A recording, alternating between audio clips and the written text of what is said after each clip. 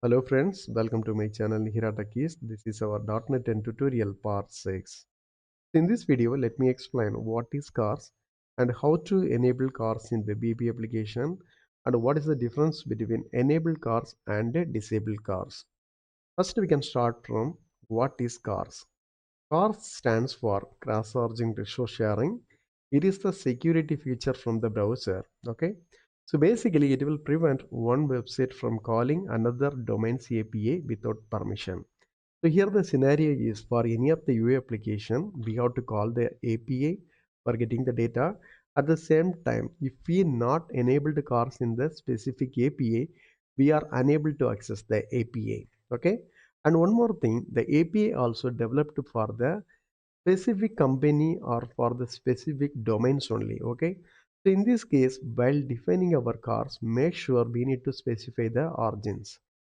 So let me do some example, then you will get the better idea. So now let me explain how to define and enable the CORS in our application. Let me go to my application. So the first thing is we have to define our CORS. So we have two options. One is add policy and another one is add default policy. First we can start from add policy. So in this service side, we have to add like add CORS.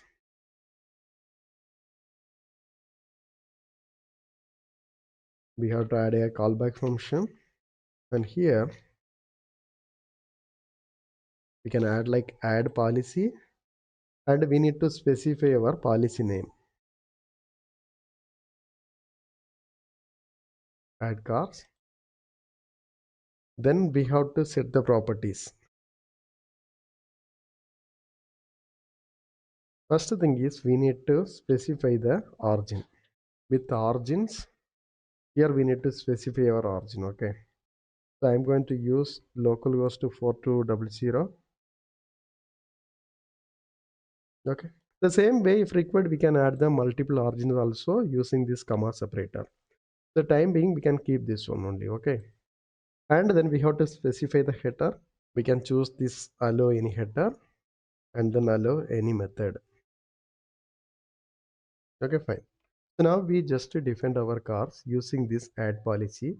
The same way we can define one more CORS using this add default policy. Okay, the same only, there is a minor difference. So instead of this add policy, we can use add default policy. In this case, no need to specify any name. Okay, fine. The next thing is we have to enable the CORS. For enabling the CORS, we have three options. One is we can do from our program.cs file globally, and the other option is we can enable by this controller, and finally enable by method. We can do one by one. First I'm using this use CORS. Okay, CORS name, add CORS. This is the one option. So now let me run this application. Okay, application in running mode.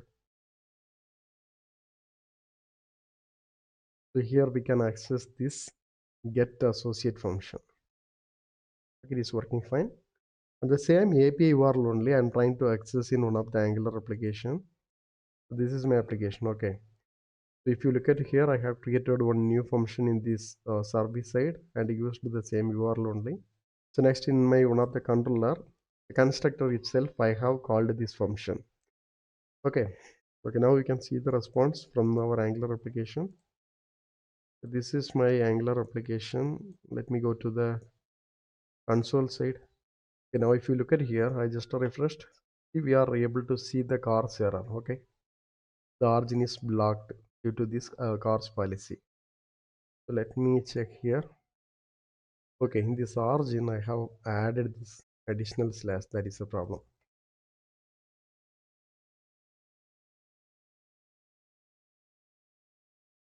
I ran the application once again. Now, if I'm trying to access, see, we are able to get the data, right? At the same time, if I'm running my application in another port number 4201,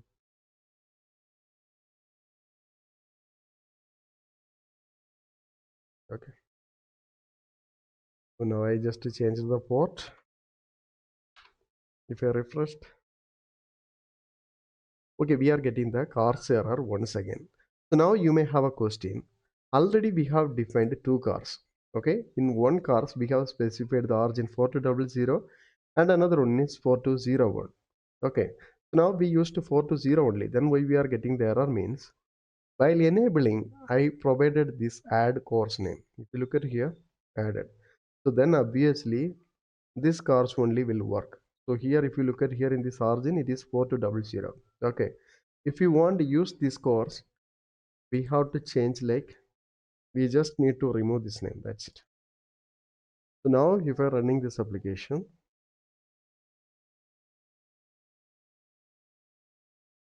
okay, fine, we are able to get the data. So next, let me tell you how to enable the cars in the controller base. For doing that, we have an attribute enable cars. Let me show you. So here we can specify like enable cars. In this enable cars, make sure we have to provide the name.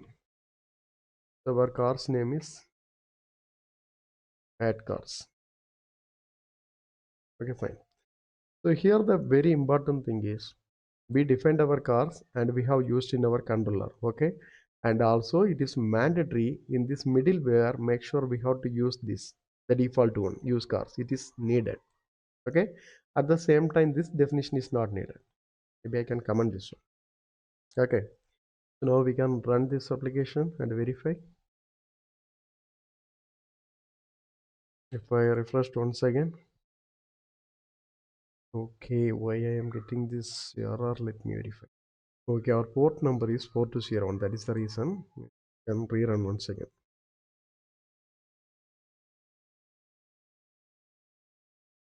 It should be 4200. Okay. Then now it is working fine. This is the way we can enable the cars in controller wise.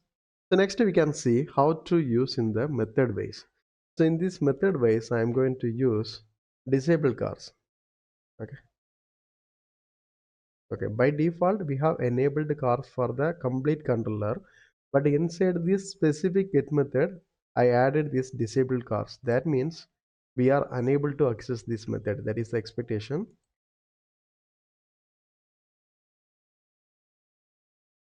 See, we are getting the cars error once again. At the same time, if I am applying the enable cars for this specific method, okay, in this scenario this get method will work. It will return the data also. Okay, here the ID is 002. At the same time, if I'm trying to access this get by code,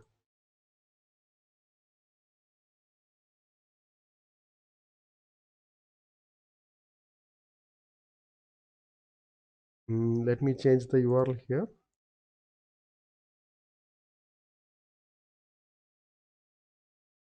Now see, it is not working because we enabled the cars for the specific method only, not for everywhere.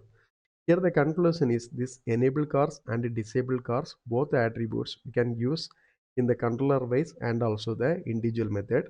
The use case is if you completely enable the cars for one of the application and if you want to apply the restriction for one of the controller, there we can use this disable cars option in the controller level like this way. Okay. At the same time, if you enabled cars for one of the controller, okay, the controller have multiple methods. Here if you want to apply the restriction for one of the method, so then in the particular method we can use the disable cars. Okay, that is the way our enabled cars and disabled cars is working. So now I believe you got the better idea regarding this cars. Still, if you have any doubts or clarification, please post in the comment box, and also please don't forget to subscribe my channel. Thank you. Thanks for watching.